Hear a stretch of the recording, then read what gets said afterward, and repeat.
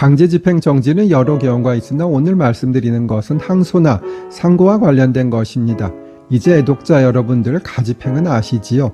거짓, 가짜를 쓰는 가집행은 임시집행 정도로 생각하시면 됩니다. 판결에는 이행, 확인, 형성 판결의 세 가지 종류가 있는데요. 이행 판결의 경우에는 판결에 가집행을 붙일 수 있습니다.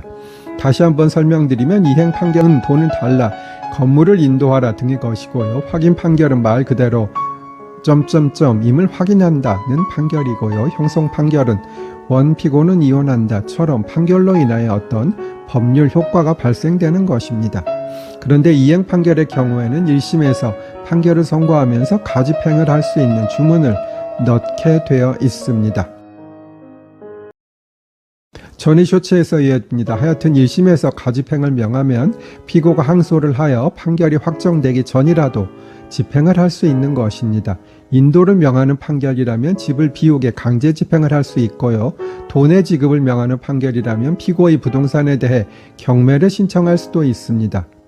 판결이 확정되지 않은 1, 2심의 판결에 대해 가집행을 인정하는 것은 상소가 남용되는 것을 방지하기 위함입니다. 상소는 뭘까요? 항소와 상고를 더한 것이에요. 항소는 1심 판결에 대한 불복, 상고는 2심 판결에 대한 불복이고요. 이것을 더하면 상소. 하여간 가집행이 있는 경우에 피고도 방어 방법이 있어야 하지 않겠습니까?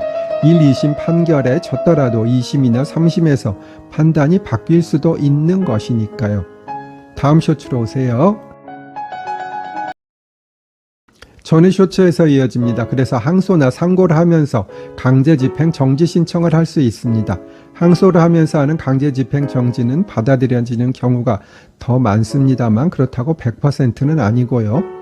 사안에 따라 원고 승소가 너무나 확실하다고 보이는 사건에서는 강제집행 정지를 받아주지 않을 수도 있겠지요. 그러나 상고를 하면서 하는 강제집행 정지는 기각되는 경우도 상당히 있습니다. 그런데 강제집행 정지를 허용해주면 법원에서는 그냥 해주는 것이 아니라 공탁을 명하는 경우가 대부분입니다. 피고가 억울하다고 하니 일단 가집행에 기한 강제집행 절차는 정지를 해주긴 하지만 원고가 그대로 이기면 나중에 집행을 편하게 하기 위해서 국가에 돈을 맡겨놓으라, 즉 공탁하라는 것이지요.